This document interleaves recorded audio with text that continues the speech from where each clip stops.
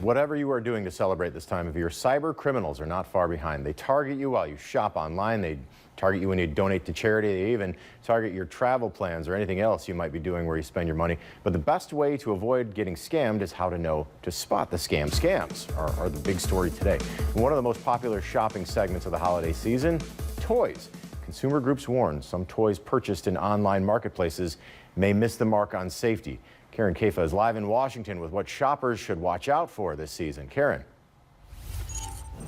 Hi there, Tony. If a major retailer sells an item that has been recalled for safety reasons, there are serious consequences. But because online shopping has grown so much over the last few years, comprehensive guardrails are not in place for many online marketplaces. So as holiday shopping kicks into high gear, consumer advocates warn it can be easier than you think to buy a toy with safety concerns. While enjoying the ease of online shopping this holiday season, Teresa Murray, Consumer Watchdog Director with the U.S. Public Interest Research Group, says some deals really are too good to be true. What has happened really in the last year or two is that a lot of e-commerce sites have opened that are not reputable businesses. Murray says to watch for e-commerce listings that don't disclose a manufacturer and ship from overseas because they may not comply with U.S. safety standards. I like saving money as much as the next person, but not when it comes to compromising my family's safety. Unlike items purchased at a major retailer, online marketplaces that let outside vendors sell products may not be liable for an unsafe toy or other purchase. Orion Shin of Consumer Reports says regulation of online marketplaces simply hasn't kept up with the explosion in growth. There really aren't the guardrails there yet to really make clear what the marketplace's responsibility is if anything goes wrong with a third-party seller product. And so we need that to change. Shin says consumers should do their own digging to ensure the product and seller are legitimate. Negative reviews should be a yellow to red flag, especially if there are a lot of them. And then check the federal government's website for recalls, warnings, or any useful safety information. See if you can find that product on another major retail website. And if the company doesn't have its own website, that's typically a red flag. U.S. PIRG says to also be careful with older toys, often marketed as vintage toys, especially if you're gifting them to younger children, and they were manufactured before 2008. That is because those toys may not meet the rigor of upgraded safety standards that were implemented into federal law that year. Live in Washington, Karen Caifa, 13 Action News. Tony? Karen, it could be pretty tempting when you see a really good deal online. You want to buy it for your kid. What do you have to do when you look at the seller that's not familiar to you and say, you know, these may or may not add up?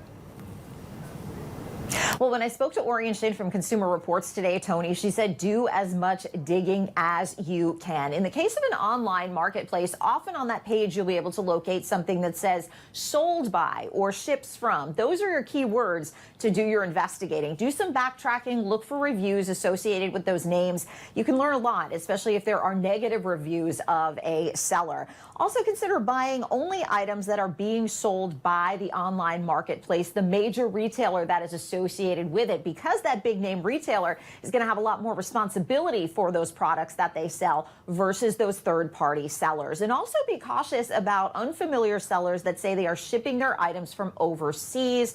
U.S. PIRG says even if that deal seems really, really good, if you don't see a manufacturer's name, there is a chance that by sending that item directly to your mailbox, they may be bypassing some of the protections that come with bringing something through the U.S. border and going through the proper channels, and may not meet the same safety standards we have here in the U.S. Always read the fine print. Karen Caifa, thank you very much. These scammers are not just out to get consumers, they're also targeting small businesses. The holiday season typically a busy time for vendors, with many flocking to craft fairs and markets to sell their goods. Now, however, in Wisconsin, some business owners and event goers say scams are now targeting the events to try to get their money. It's a problem that has only gotten worse over the last few years. It starts with a business posting about an event, and then vendors will share it to their personal pages. When that post is shared, multiple scammers comment, pretending to be the event organizer, saying, "We're still accepting vendors." Those scammers will then try to collect a fee for the fake booth space. It's very frustrating that we are actually trying to support these businesses, and instead they may end up losing money because of comments on our Facebook page that are inaccurate. Business owners add the scammers also try to scam event attendees by pretending to sell tickets in the Facebook comments. And when you go to these events, or if you're parking in an unfamiliar place, make sure you're aware of what you are scanning. Officials with the Identity Theft Resource Center say criminals are using QR codes to steal your money. It's known as quishing. The chief operating officer with the ITRC says so far they've gotten reports of quishing scams in 3 states, but he knows it's going to be more. That's why they're alerting people to pay attention when you park. It's really easy to just walk up, if you're a bad guy, walk up, put a fake QR code on that parking meter, cover up the real one, and the money goes to you instead of to the city, and then you get a parking ticket. So to protect yourself, officials say check and make sure there are not additional layers of stickers on top of that QR code or behind it. And if you're going inside a restaurant or store, ask the server about it. Make sure that if you take a picture of the QR code, it takes you to a legitimate website for a parking company. They add businesses should also be mindful of anyone who uses QR codes to trick customers by putting them outside of their stores. Plus, with it being the season of giving, the Ohio Department of Commerce is warning Ohioans to be cautious of fake charity scams. Last year, Americans donated $374 billion to charities. However, according to a survey by AARP, 60% said they do not always research the organization before they give. And these fake charity scams come in a variety of forms, including unsolicited calls, texts, fake advertisements, and emails. And scammers will often attempt to closely imitate legitimate charities' phone numbers and contact information, which adds another layer of deception.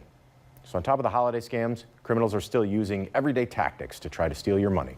According to the Consumer Financial Protection Bureau, some of the most common types of fraud and scams include blackmail scams, where the criminal tries to scare you into sending them money, debt collection scams, where they contact you to collect legitimate debts you owe, imposter scams, where the scammer pretends to be someone you can trust, and romance scams, when a new love interest tricks you into falling for them when they really just want your money. A Toledo man wants to warn others after recently dodging a possible scam. He says he talked to 2 men, one of them posing as his son and the other as a public defender asking for money. Derek Patton says the first caller claimed to be his son who needed help after being in a crash. He also claimed he was facing jail time. He then directed Patton to connect and contact a public defender by the name of Adam Wise. Patton says that so-called Adam Wise told Patton they would need $6,000 to dismiss the case. He didn't fall for it because he says his actual son was only 12 years old. He also says the conversation was vague and had all the red flags of a scam that he had learned about in the past. So if you believe you've been scammed, you should report it as soon as possible to the Federal Trade Commission. You can do this by visiting their website, reportfraud.ftc.gov. We have a link to this website on ours, 13abc.com. Once a scam is reported, the FTC will then analyze the reported data and trends to identify illegal callers based on their calling patterns.